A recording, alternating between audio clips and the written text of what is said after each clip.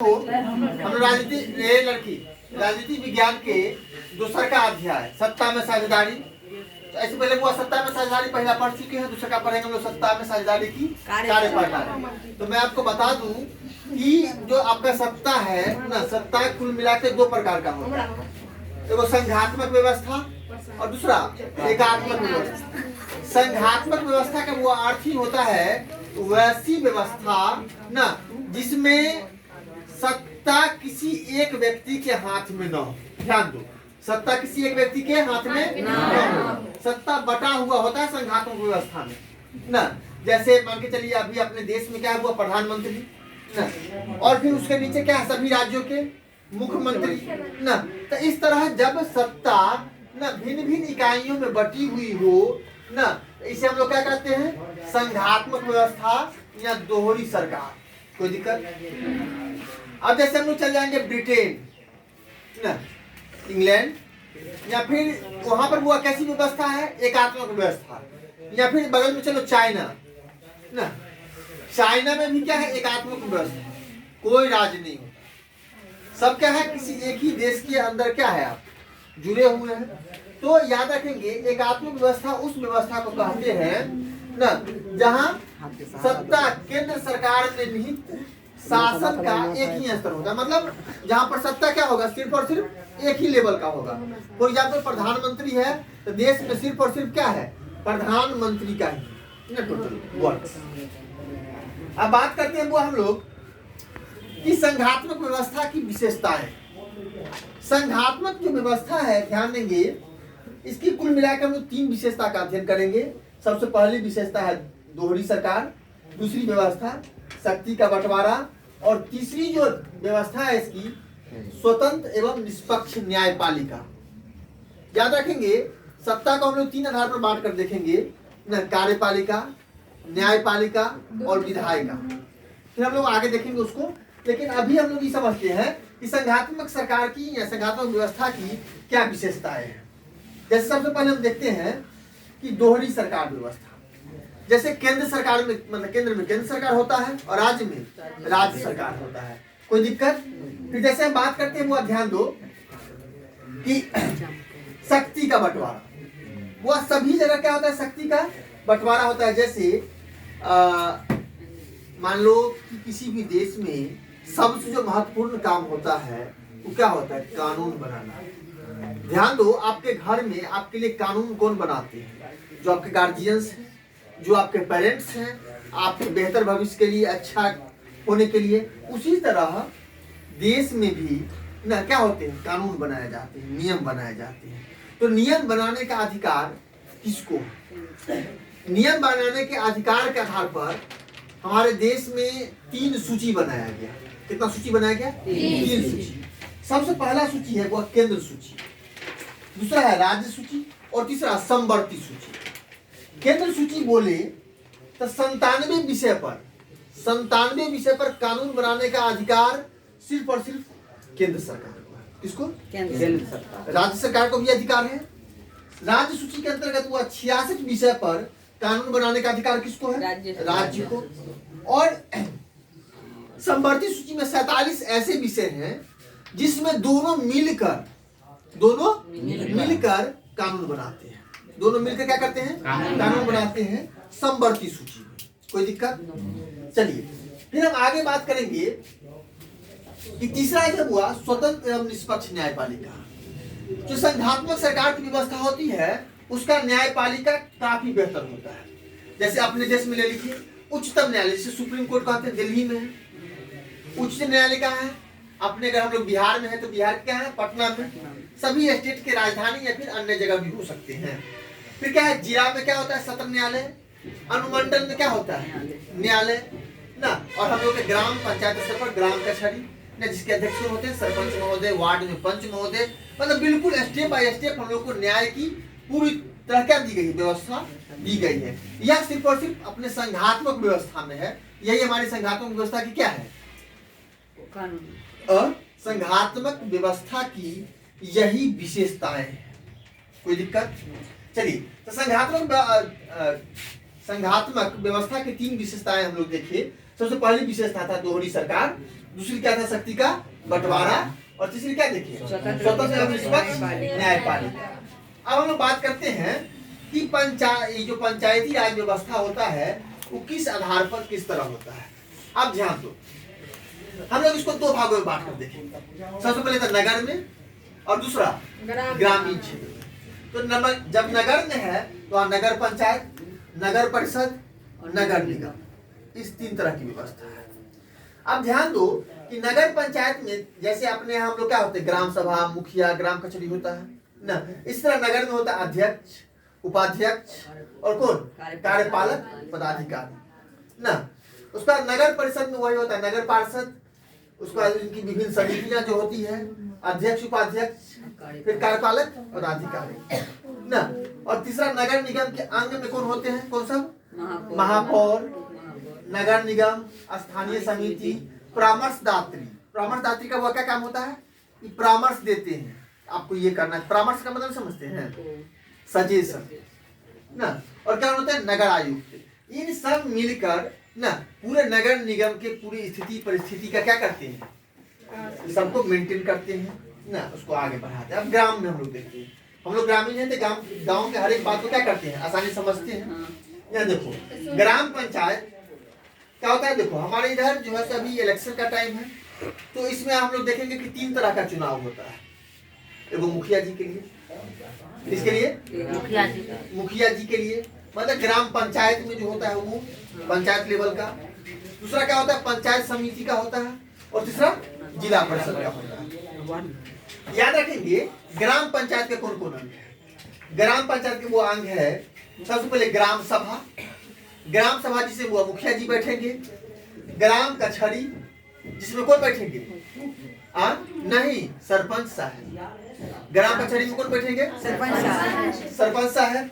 अब याद रखना कि अब इसमें क्या होगा, उस पर ग्राम पंचायत के सचिव, याद रखेंगे सरपंच महोदय का एगो जो होता है, मतलब टोटल लेखा जोखा रखने वाला जो होता है, और मुखिया जी का भी एगो लेखा जोखा रखने वाला होता है, जिन्हें क्या कहते हैं, सचिव कहते हैं। क्या कहते हैं, सचिव। होता की है कि मुखिया जी तक बदल जाते हैं, सरपंच साहब बदल जाते हैं, तो इसका लेखा जोखा कौन रखेंगे, सचिव रखेंगे।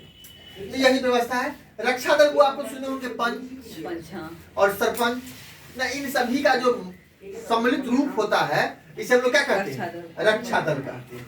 अब चलो हम बात करेंगे पंचायत समिति क्या है।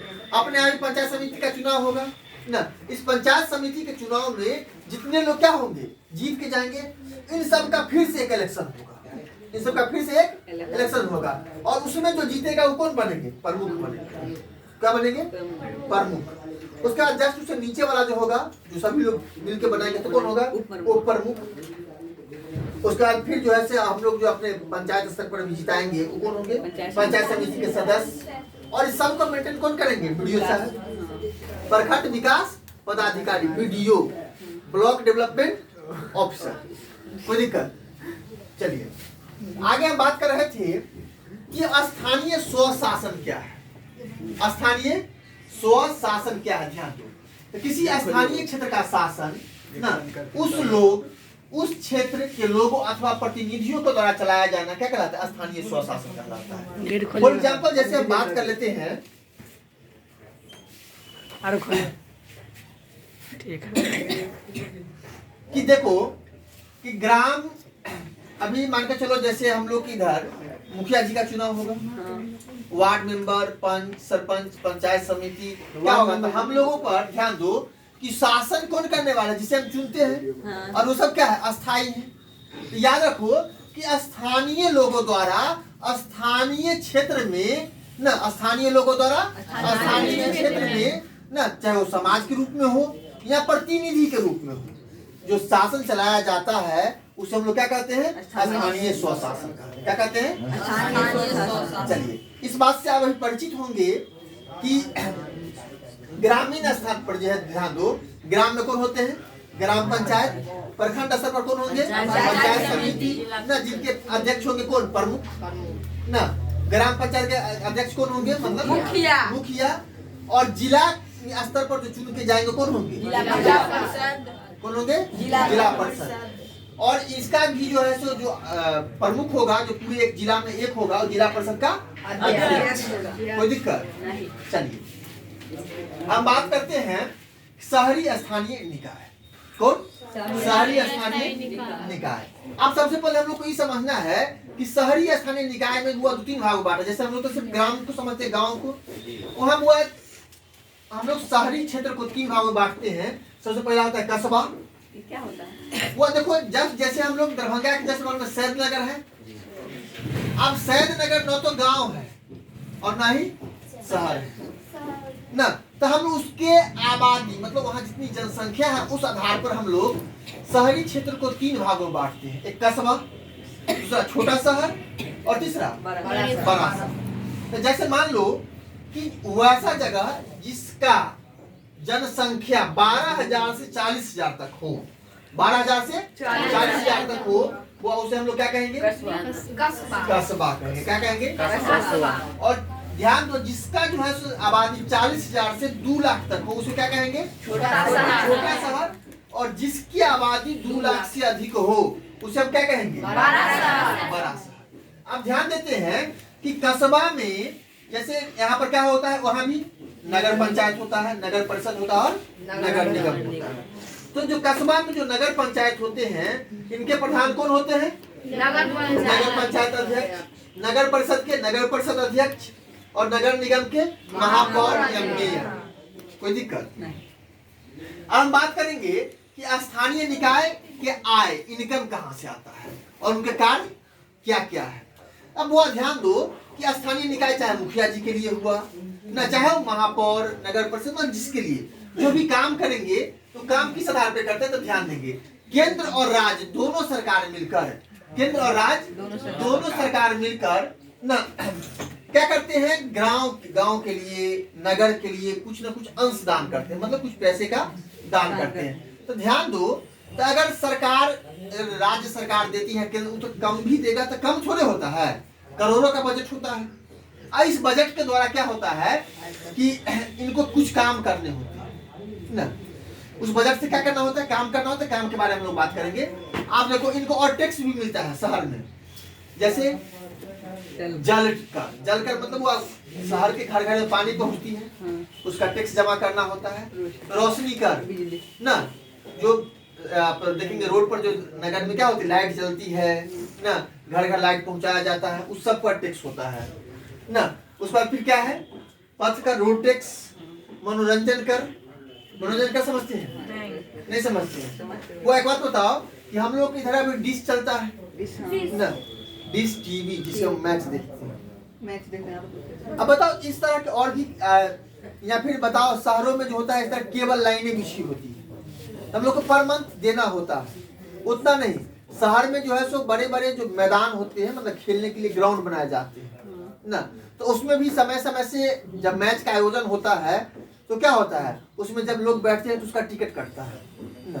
तो क्या है, ये सब जितने इनकम होते हैं सब कहाँ मिलता है, इन्हीं नगर निगम, नगर परिषद, ये सब को मिलता है। और इसके बदले उन्हें क्या करने होते हैं, इस पैसे का काम करना होता है। काम क्या करना होता है, और भी कर रहे हैं, वाहन कर हो गया। चलिए, अब काम कौन कौन होता है कि निकाय के लिए, चाहे शहर हो चाहे ग्राम हो, इसके लिए वो बजट तैयार करना कि हमको इतना इनकम है, उसको खर्च कहाँ करना है। जैसे शिक्षा पर, पशुपालन पर, स्वास्थ्य पर, सामाजिक कल्याण पर, सड़क निर्माण, रोशनी की व्यवस्था, पीने का पानी ना, और कर निर्धारण, इस सब का क्या किया जाता है, व्यवस्था किया जाता है। और उसके बाद लास्ट हुआ नोट ये है, ध्यान समझेंगे कि शहरी स्थानीय निकाय और ग्रामीण स्थानीय निकाय के क्षेत्र क्या होते हैं, अलग अलग, दोनों के क्षेत्र अलग अलग होते हैं। लेकिन याद रखना, अधिकार, दोनों का अधिकार और कार्य एक ही जैसे होते हैं। मान लो कि अपने गांव में मुखिया जी हैं तो उनको भी उतना ही अधिकार होता है, लेकिन अपने ग्रामीण क्षेत्र में, और कहीं अगर कौन होंगे, महापौर होंगे, तो उनको भी उतना ही अधिकार है, लेकिन उनके अपने क्षेत्र में। जो काम नगर में है वही काम गांव में। कोई दिक्कत? यही टोटल आपका चैप्टर था, और दूसरा का चैप्टर इस तरह पूरा क्या हुआ, खत्म। इसके बाद अभी आप कुछ क्वेश्चंस नोट करेंगे।